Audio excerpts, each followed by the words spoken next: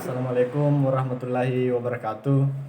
Sebelumnya perkenalkan nama saya Muhammad Syiful Nur dengan NIM 1056411124119 dari kelas Ilmu Pemerintahan 4D.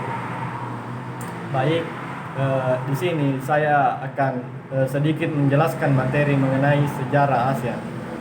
Perlu kita ketahui bahwasanya ASEAN merupakan sebuah akronim dari Association of Southeast Asian Nations, adalah perhimpunan negara-negara yang ada di kawasan Asia Tenggara.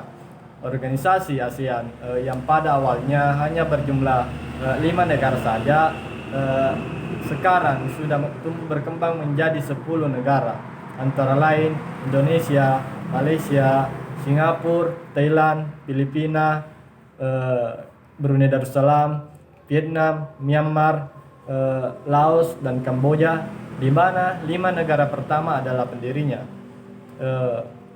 Selanjutnya, ASEAN merupakan sebuah organisasi internasional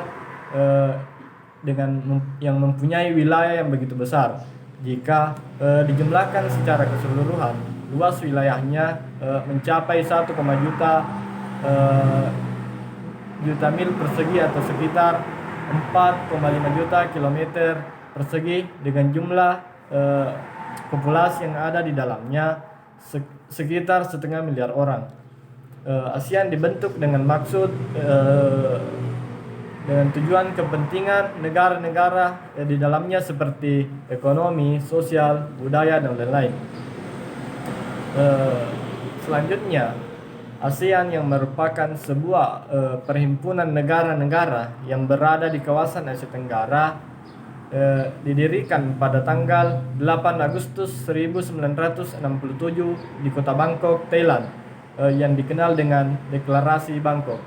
Deklarasi ini dihadiri oleh 5 negara yang disebut juga dengan negara pendiri ASEAN, yaitu Indonesia, Malaysia, Singapura, Thailand, dan Filipina.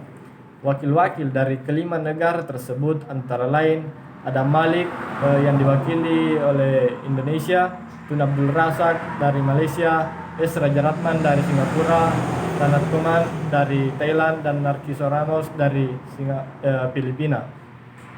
Selanjutnya, ada beberapa poin yang menjadi latar belakang terbentuknya ASEAN. Yang paling utama adalah persamaan geografis.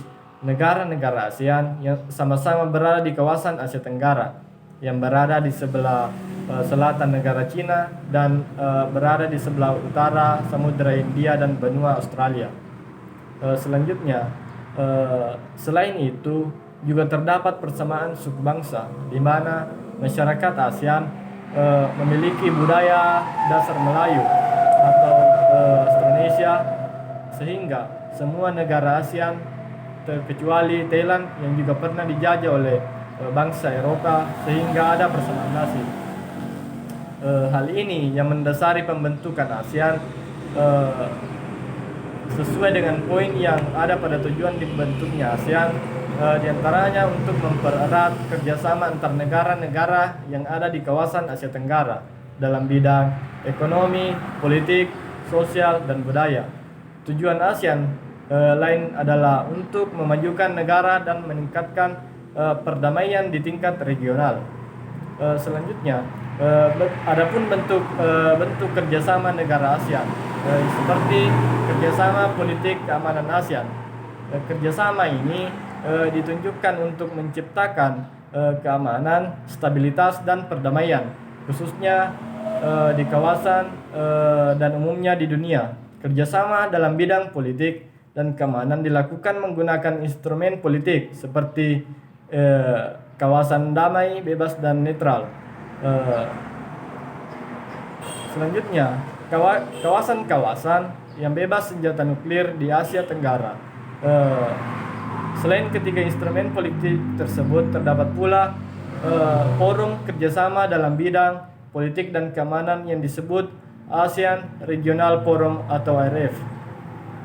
Selanjutnya, adapun kerjasama ekonomi ASEAN, yaitu ditunjukkan untuk menghilangkan hambatan-hambatan ekonomi dengan cara saling membuka perekonomian negara-negara anggota dalam menciptakan integrasi ekonomi kawasan. Kerjasama ekonomi mencangkup kerjasama di sekitar perindustrian, perdagangan, dan pembentukan kawasan perdagangan bebas di ASEAN atau AFTA. Mungkin itu saja yang bisa saya sampaikan mengenai materi sejarah ASEAN. Lebih dan kurangnya mohon dimaafkan. Wassalamualaikum warahmatullahi wabarakatuh.